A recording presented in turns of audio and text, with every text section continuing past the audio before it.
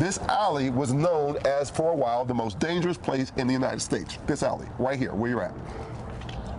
This was the most dangerous place. They had the highest incidence of homicides right here in this alley in the United States. And so that's why this is like this. More ahead. We'll be right back. You said you used to play here when you were a kid? This is for most of the way. This was my alley. A couple blocks down, I learned to play basketball, football, baseball, ranch, track relays right here. This was, for many years, the most dangerous place in the city of Pittsburgh. One of the local record producers called it Pittsburgh, Pistolvania. These houses were used to store guns and to store bodies. What they did was they put holes, because they're all connected, they put holes in the walls interconnecting these buildings so they could go into one door here, and if the police was chasing them, they would go in this door and then run down through the holes in the walls and come out at one of the further down in order to escape police. Bodies, bodies were found in here. Guns were found here. Almost any vacant building, you have the danger of finding guns because that's where they hide. Rather than hide them at their house, they hide them in places like this. It is one of my great interests. I have the mayor to agree. We're working on tearing this down. This has to come down. But as you see, it's empty lots, vacant lots, and even it being here this way is dangerous. Yeah. Even though they've, concreted some of it, still some of it you can come in. How you doing, baby? You okay? Good to see you. What's your name? Jay Huh? Jay Jay, good to see you. How you doing? Good to see you. Do you live around here? You live here? Where you live? over there. Okay, well, good. On your way home from school. This is your city councilman. I'm your city councilman. How you doing? Good to see you. There was a young girl about her age shot and killed about 5 years ago on the front side of the street on her way home from school. It is dangerous because there's a school about 2 blocks that way, but the school is surrounded with property like this. Seeing her go home through these lots is it's hard. It's hard for me, and I see it every day. I see it absolutely every day. What happens to?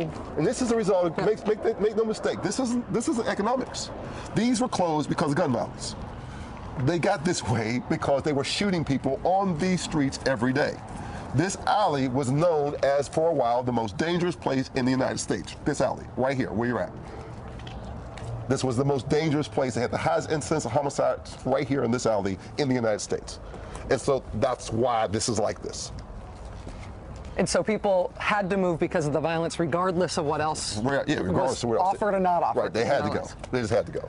The thing about seeing this here is that, like, Pittsburgh's got good bones. You know what I mean? Sure. Say, like, big, beautiful houses. Like this These houses are gorgeous. If you go in, the houses are gorgeous. There's marble in these houses. Yeah. This was the steel workers. Yeah. Back in the day, my father worked in the mills. All of my family, were from the mills, and these were all steel workers' houses. And so they're built on, they're stone and they're brick and they're marble and there's wood and there's bathrooms and they're built for multiple families too, because this was originally an Irish Italian neighborhood back in the 40s and 30s, and it was the largest Irish Italian neighborhood in Pittsburgh. And so you're seeing these houses built for multiple families, multiple kitchens, multiple bathrooms, and any of these houses probably couldn't sell more than $20,000. And the only thing that I've ever seen with this many houses boarded up is natural disasters. It's been flooded. It's hurricane damages, that sort of thing. I mean, but this isn't natural disaster. This unnatural. This is policy disaster. Right. It's a policy. This is gun violence. Tell the NRA thank you very much for this gift. This is what guns have done to my community, and I have more vacant houses, more empty lots than any other place in the city of Pittsburgh. I have 5,000 of them. I can show you house after house after house. I can show you houses that have furniture in them. Brand, you could move into them tomorrow. This is my home. I love this place. Yeah. I still love it. It's beautiful. It's a beautiful neighborhood. And I believe I can rebuild it. Why doesn't the Democratic Party and why don't people who represent urban districts have a say in gun debate? The gun debate is dominated by the NRA, dominated by people who are fundamentalist about gun rights. Why isn't the other side surface in the gun debate? I can't answer that question. I do know here in Pennsylvania, we are controlled by the Republicans. Our House, our Senate, and our governor are all now Republicans, and so they are not interested. And the NRA, you know, puts a lot of money in lobbying, a lot of money in political contributions, and they absolutely control our state. And so any responsible gun law has not been passed in our state. And people like me, I think, who speak up, I think hopefully we're heard, but I think we don't have the power in the state in order to make it happen, because in Pennsylvania we have 2 major urban centers, but we have a lot of rural communities who are represented by rural representatives. But I challenge them to come here with me.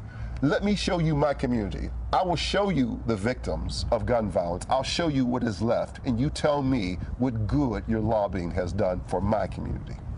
Tell me what those guns have done in good for my community. I'll show you the deaths. I'll show you the people. I'll show you the houses. I'll show you the abandoned buildings. I'll show you the flight. You tell me what good the overwhelming a number of guns on my streets have done to my community. What good has it done for us? Councilman Ricky Burgess, thank you for this tour and this time. Thank you.